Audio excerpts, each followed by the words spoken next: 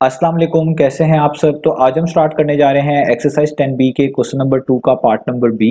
तो मेरे पास ये थिंक न्यू सिलेबस मैथमेटिक्स की बुक 1 है और उसका ये चैप्टर नंबर 10 चल रहा है। मैंने इस चैप्टर के नेम से एक सेपरेट प्लेलिस्ट बनाई हुई है, उसका लिंक नीचे डिस्क्रिप्शन में दिया हुआ है ताकि आप लोगों को उस चैप्टर से रिलेटेड तमाम सॉल्यूशंस एक जगह पर आसानी से इसी प्लेलिस्ट में मिल सकें।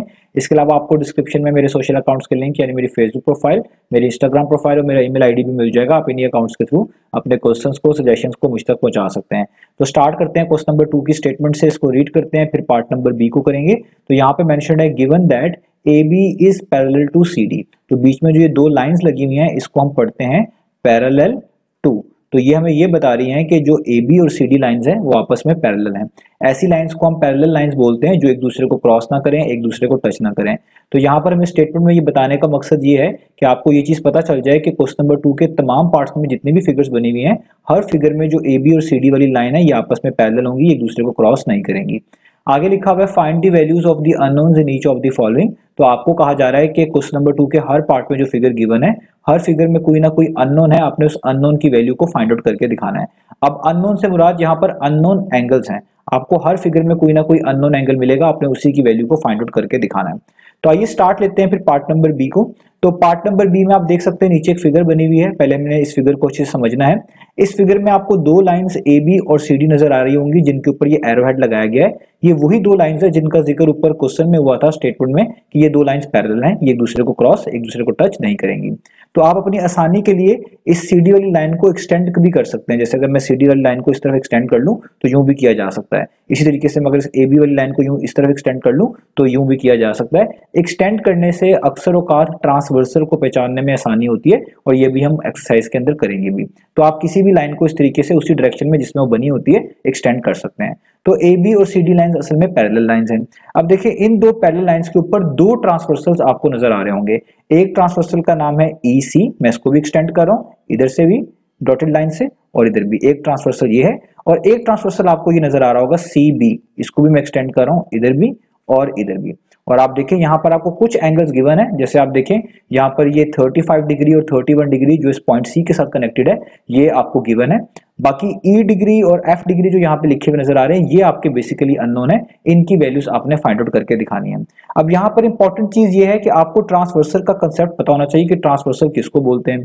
तो लेट्स से आपको समझाने के लिए कि मेरे पास दो लाइन है, लेट्स से ये हमारे पास दो लाइन है, इनका नाम भी मैं रख देता हूं। इस लाइन का नाम है ए बी और इस लाइन का नाम है ये सी डी। और मान लेते हैं कि ये दोनों की दोनों लाइंस क्या है, पैरेलल लाइंस हैं, एक दूसरे को क्रॉस नहीं करती जैसे यहाँ पर भी बनी हुई है।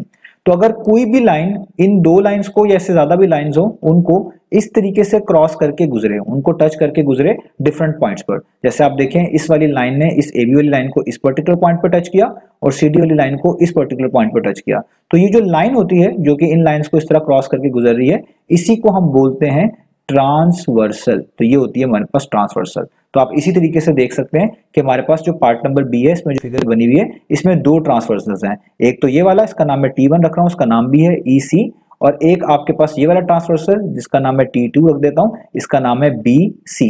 ये दोनों ट्रांसवर्सल्स आप देखें ऊपर वाली ए बी और नीचे वाली सी डी लाइन को अलग अलग पॉइंट पे क्रॉस करके गुजर रही है। मैंने इनको एक्सटेंड करके आपके आसानी के लिए बना भी दिया है।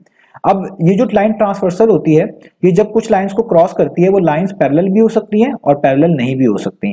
चाहे पैरेलल हो चाहे पैरेलल ना हो, यहाँ पर कुछ डिफरेंट एंगल्स बनते हैं जिनमें से कुछ का नाम कॉरस्पॉन्डिंग एंगल्स, कुछ का नाम alternate interior, alternate exterior, vertically opposite angles और बहुत सारी प्रॉपर्टीज भी इसमें जस्टिफाई होती है। सारी चीजें आपको मिलती हैं। लेकिन अगर आपके पास ये ट्रांसवर्सल किसी लाइंस को ऐसे कट करके गुजर रहा है कि वो लाइंस पैरेलल भी हों तो यही एंगल्स जो बन रहे होते हैं इनमें से कुछ एंगल्स किसी के इक्वल आते हैं। अब हमने ये पहचानना है कि वो कौन से एंगल हैं जो आपस में इक्वल होते हैं। उन्हीं प्रॉपर्टीज की मदद से हम इन अननोन वैल्यूज को फाइंड आउट कर सकते हैं। पार्ट नंबर ए में भी हमने ऐसे ही किया है। तो हमारे पास तो ए बी और सी डी लाइन पैरेलल है और ये लाइन भी मैंने यहाँ पर शो कर दी जो कि ट्रांसवर्सल है। अब सबसे पहला जो कंसेप्ट हमने सीखना है वो है अल्टरनेट इंटीरियर एंगल्स के मुतल्लिक। उसी की मदद से आप देखिएगा हमारे यहाँ पर सारे अननोन एंगल्स हम इजीली फाइंड आउट कर लेंगे। तो आइए स्टार्ट करते हैं। पहले एक चीज याद रखिएगा, वो एंगल्स जो इन दोनों पैरेलल लाइंस के दरमियान बनेंगे उनको हमने इंटीरियर एंगल बोलना है। ये आप याद रखिएगा, वो जनरली इंटीरियर एंगल्स होते हैं जनरली, ठीक है। और वो एंगल्स जो इन लाइंस के दरमियान ना बने, कहीं आउटसाइड बने, बाहर बने, उनको हम बोलते हैं वो क्या है, एक्सटीरियर एंगल। अभी हमें इंटीरियर एंगल्स की बात करनी है, उन्हीं के अल्टरनेट की बात करनी है, तो इसीलिए अभी हमें एक्सटीरियर की यहाँ पे डिस्कशन करने की जरूरत नहीं है। अब मैं यहाँ पर कुछ एंगल्स जो है आपके लिए यहाँ पे मेंशन करूंगा, आपने उनको ध्यान से देखना है। जैसे आप देखिए मिसाल के तौर पे एक एंगल यहाँ पे बन रहा है, मैं इस एंगल का नाम खुद से रख रहा हूँ एंगल नंबर 1। आप इस एंगल की कैरेक्टरिस्टिक देखिएगा कि ये वाला एंगल एक तो इन दोनों लाइंस के इनसाइड है, यानी एक तरह का इंटीरियर है। दूसरा ये कि ये जो हमने ट्रांसवर्सल यहाँ पे बनाया हुआ है ये वाला, ये उसके साथ भी कनेक्टेड है, ठीक है। और तीसरी बात ये कि आपका जो ट्रांसवर्सल है इसने ए बी लाइन को जिस पॉइंट पे क्रॉस किया था ये एग्जैक्टली उसके साथ ही मिलकर बन रहा है, ठीक हो गया। तो ये तीनों चीजें आपने याद रखनी है। अगर आप इसी ट्रांसवर्सल पे रहें और नीचे आए लेकिन ऑपोजिट साइड पर, यहां पर भी एक एंगल बनेगा, इसका नाम मैं आपको समझाने के लिए एंगल 2 रख रहा हूं। अब आप इस एंगल को देखें, इसकी भी सेम कैरेक्टरिस्टिक आपको नजर आएंगी काफी हद तक कि ये एंगल 2 भी एंगल 1 की तरह इन्हीं दो लाइंस के दरमियान बन रहा है, यानी एक तरह का इंटीरियर है। दूसरा ये भी सेम ट्रांसवर्सल के साथ कनेक्टेड है जिससे ऊपर वाला कनेक्टेड था, और ये भी एक तरह का उसी पॉइंट के साथ कनेक्टेड है जो कि आपके ट्रांसवर्सल ने बनाया है जब उसने ए बी और सी डी लाइन को मुख्तलिफ जगह पर, दो अलग अलग जगह पर क्रॉस किया है। तो ये सारी चीजें दोनों में सेम नजर आ रही हैं, बस फर्क ये है कि ये वाला एंगल 1 इस ट्रांसवर्सल के आपके पास लेफ्ट साइड पर है और नीचे वाला एंगल 2 इसी सेम ट्रांसवर्सल के आपके राइट साइड पर है। तो ऐसे एंगल जो सेम ट्रांसवर्सल से कनेक्टेड होते हैं, इंटीरियर होते हैं यानी पैरेलल लाइंस के इनसाइड बन रहे होते हैं, और ऑपोजिट साइड्स पर होते हैं, अगर एक लेफ्ट पे है तो दूसरा राइट पर होता है उसी ट्रांसवर्सल पे रहते हुए, इनको बोलते हैं अल्टरनेट इंटीरियर एंगल्स। और ये हमेशा इक्वल होते हैं, यानी जितना एंगल 1 बनेगा उतना ही एंगल 2 बनेगा। इसी तरीके से आप ये भी देख सकते हैं कि जो एंगल यहां पे बन रहा होगा, समझाने के लिए इसका नाम एंगल 3 रख देता हूं, इसी ट्रांसवर्सल पे रहते हुए नीचे इसके दूसरी तरफ यहां पे जो एंगल बन रहा होगा इसका नाम एंगल 4 रख रहा हूं समझाने के लिए। ये दोनों भी एक दूसरे के लिहाज से इक्वल होंगे और ये भी कहलाएंगे अल्टरनेट इंटीरियर एंगल्स। तो जो इंटीरियर होते हैं उनका अल्टरनेट भी अंदर ही मिलेगा, इंटीरियर ही होगा। जो एक्सटीरियर बनता है अल्टरनेट, उसका अल्टरनेट भी आपको आउटसाइड ही मिलेगा, यानी वो एक्सटीरियर होगा। अब भी हमने खाली अल्टरनेट इंटीरियर एंगल से बात करनी है, तो इसलिए मैंने आपको इतनी बात बता दी है। तो यहां तक उम्मीद है आपको अल्टरनेट इंटीरियर एंगल्स का समझ आ गया होगा। अब हम यहाँ पर फिगर में देखते हैं कि क्या हमारे पास यहाँ पर भी कोई अल्टरनेट इंटीरियर एंगल है कि नहीं है। तो आप इस एंगल पे फोकस करें, ये जो ई डिग्री यहाँ पर मेंशन है, ये आपके पास ऊपर जो ए बी लाइन है उसके साथ कनेक्टेड है, और ए बी लाइन को जो आपकी ट्रांसवर्सल नंबर 2 ने जिस पॉइंट पे कट किया है उसके साथ भी एक तरह का कनेक्टेड है। अगर आप इसी ट्रांसवर्सल पर रहें तो नीचे आते जाएं तो यही ट्रांसवर्सल सेम ने कहीं ना कहीं सी पॉइंट को भी क्रॉस किया है, और यहां पर आप देख सकते हैं आपको एक एंगल 31 लिखा हुआ नजर आ रहा है। तो ये दोनों एंगल एक ही ट्रांसवर्सल के साथ कनेक्टेड है। पहली बात, ये दोनों एंगल की साइड ऑपोजिट है, यानी अगर ये ई वाले को आप देखें ये एक तरह का इस ट्रांसवर्सल के लेफ्ट साइड पर है और ये वाला 31 इस ट्रांसवर्सल के राइट साइड पर है।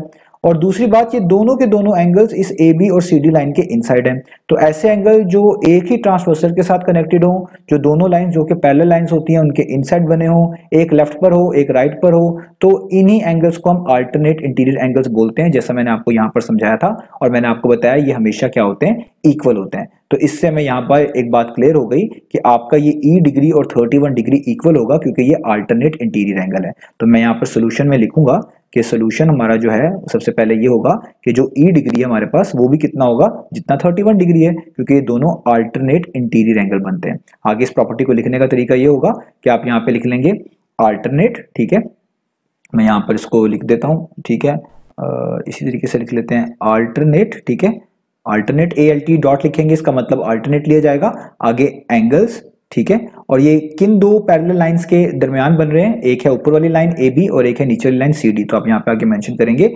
AB parallel to CD। तो ये दो लाइंस थी जो कि पैरेलल थी, उनके दरमियान ये बन रहे हैं। और इसी एंगल को आप इस तरीके से भी लिख सकते हैं कि दोनों चीजें इक्वल हैं। जब कोई चीज इक्वल होती है तो उनकी पार के लिहाज से सेम होती है और पार के नीचे लिखी हुई चीजें भी एक तरह की सेम होती हैं। तो जस्ट आप इसको E इज इक्वल टू 31 भी लिख सकते हैं, ये भी बिल्कुल ठीक है, ठीक है। तो देखिए आपने E की वैल्यू निकाल ली।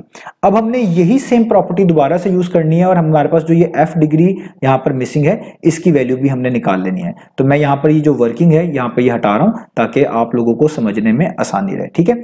अब देखें F की वैल्यू हम कैसे निकाल सकते हैं। आप देखें F डिग्री वाला जो एंगल है वो आपके इस ट्रांसवर्सल नंबर 1 के साथ कनेक्टेड है, क्योंकि आप देखें जो ट्रांसवर्सल है जिसका नाम EC भी आप कह सकते हैं, इस ट्रांसवर्सल के साथ ये कनेक्टेड एंगल है।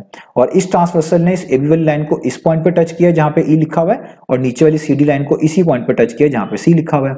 अब आप देखिए अगर F डिग्री यहां पर है जो कि इस ट्रांसवर्सल की एक तरह की लेफ्ट साइड बनती है, तो इसी ट्रांसवर्सल पे रहते हुए अगर आप नीचे आए तो यहां से लेकर यहां तक यानी ये दोनों एंगल अगर आप मिला लें यहां से लेकर यहां तक, ये पूरा का पूरा एंगल, ये 35 प्लस 31 इस f डिग्री के लिहाज से अल्टरनेट एंगल बनता है, क्योंकि ये दोनों एंगल्स, ऊपर वाला f और नीचे वाला 35 और 31 को मिलाकर अगर हम देखें तो ये दोनों एंगल्स ऐसे हैं जो कि इन दो लाइंस के दरमियान भी हैं, सेंटर में है यानी इंटीरियर है, फिर एक ही ट्रांसवर्सल से कनेक्टेड है और उसी ट्रांसवर्सल के ऑपोजिट साइड पर है। अगर एक आपके पास लेफ्ट पर है तो दूसरा राइट पर है। बस याद रखिएगा मुझे यहां पर इन दोनों को मिलाना पड़ेगा, क्योंकि खाली 31 तो अगर हम देखें वो तो इस वाले ट्रांसवर्सल के साथ कनेक्टेड है, अल्टरनेट जो इंटीरियर एंगल्स होते हैं वो सेम ट्रांसवर्सल के साथ कनेक्टेड होते हैं। तो अगर हम ये चाहते हैं कि ये एक ही सेम ट्रांसवर्सल से कनेक्टेड नजर आए तो हमें 35 से लेकर 31 तक एंगल काउंट करना पड़ेगा, ये मिलाना पड़ेगा, तभी इन दोनों एंगल का सम इस f के लिहाज से अल्टरनेट इंटीरियर एंगल कहलाया जाएगा। क्योंकि यहां पर भी आपने देखा था कि ये जो आपके पास एंगल 2 था पूरा का पूरा, जो इस नीचे वाली लाइन से स्टार्ट होकर ट्रांसवर्सल तक जा रहा था, ये ऊपर वाले 1 के अल्टरनेट था जो ऊपर वाली AB लाइन से स्टार्ट होकर इस ट्रांसवर्सल तक आ रहा था। तो इसलिए इन पूरे एंगल का एक एंड इस नीचे वाली पैरेलल लाइन पे होना चाहिए और दूसरा एंड इस वाली लाइन यानी इस ट्रांसवर्सल पे होना चाहिए, तभी ये और ये आपस में अल्टरनेट इंटीरियर एंगल कहलाए जाएंगे। तो हम यहां पर लिखेंगे इस बात को कि जो f डिग्री है, जो बेसिकली f डिग्री है, वो इक्वल होगा, किसके इक्वल होगा, वो इस 35 और 31 के सम के, क्योंकि इनको मिलाया जाए तो ये उसके अल्टरनेट बनता है ना। तो आप लिखेंगे f डिग्री इक्वल होगा 35 डिग्री प्लस 31 डिग्री के, इनके सम के। और ये भी क्या है आपके पास, ये भी आपके पास अल्टरनेट ही एंगल है, तो आप ALT डॉट आगे एंगल्स, ठीक है। और यहां पर ये भी पैरेलल लाइंस के दरमियान ही बन रहे हैं जो कि AB और CD हैं, तो इसके आगे आप लिखेंगे AB पैरेलल टू CD, ठीक है, यहां तक आप लिख लेंगे।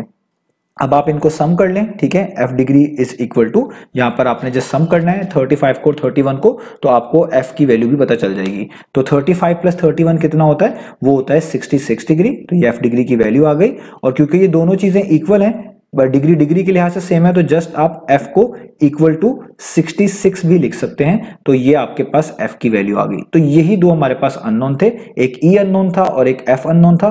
तो हमने देखें दोनों की वैल्यू फाइंड आउट कर ली और सेम ही प्रॉपर्टी यूज करी है। वो कौन सी है, अल्टरनेट इंटीरियर एंगल्स वाली, ठीक है। तो यहां पर आपका ये बी पार्ट भी फिनिश हुआ। उम्मीद है आपको ये पार्ट समझ आया होगा। इंशाल्लाह हम नेक्स्ट वीडियो में मिलेंगे इसके पार्ट नंबर सी के साथ।